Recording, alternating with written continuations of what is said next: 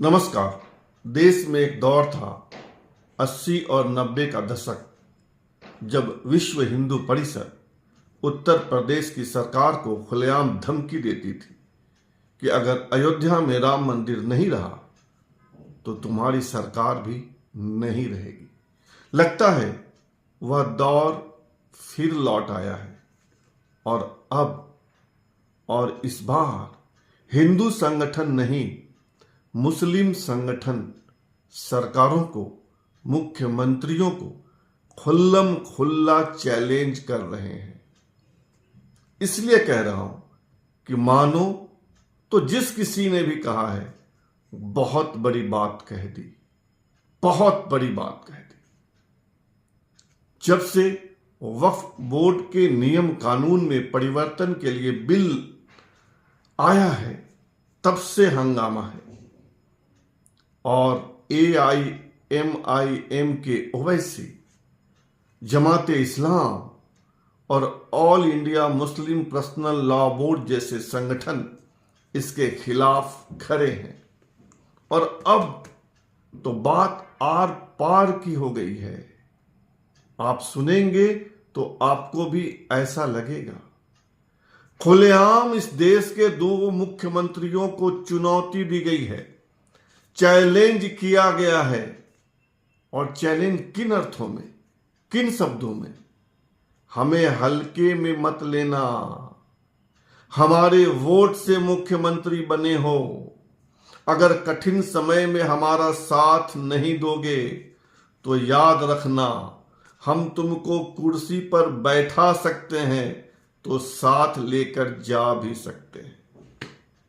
यह चुनौती मिली है मुस्लिम पर्सनल लॉ बोर्ड की ओर से, और जिन्हें चैलेंज किया गया है वह है बिहार के मुख्यमंत्री नीतीश कुमार और आंध्र प्रदेश के मुख्यमंत्री चंद्रबाबू नायडू।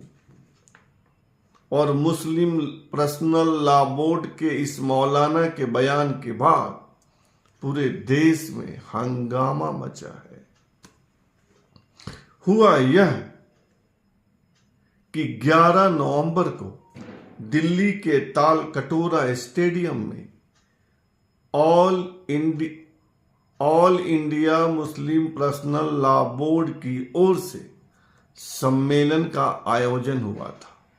नाम दिया गया था युवा समिति का सम्मेलन, और इसमें एक वक्ता थे मौलाना उमरैन महफूज रहमानी।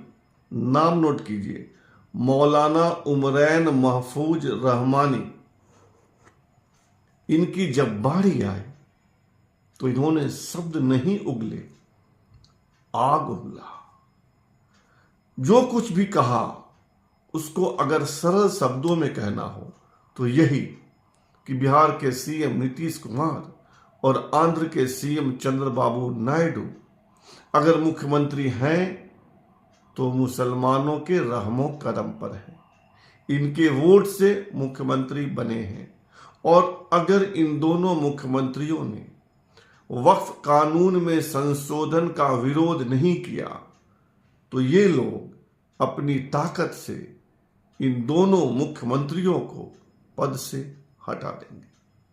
और यह भाषण जिनका है उनका नाम मौलाना उमरैन महफूज रहमानी। और इस बयान के बाद जैसी प्रतिक्रिया आनी थी वह आनी शुरू हो गई है। बीजेपी ने कहा है कि राजनीति में धमकी नहीं चलता, अपनी तहजीब नहीं भूले all India Muslim personal law board.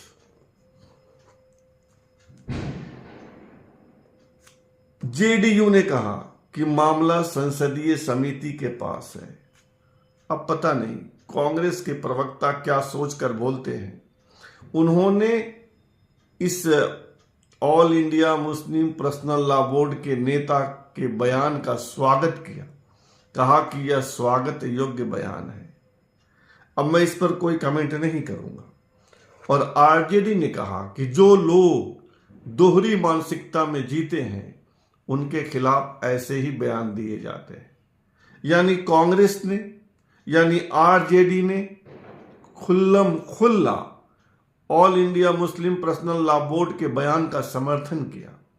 JDU ने बीच का रास्ता निकाला और बीजेपी मैदान में कूद पड़ी कि अपनी तहजीब नहीं बोलो, राजनीति में इस तरह की भाषा नहीं चलती।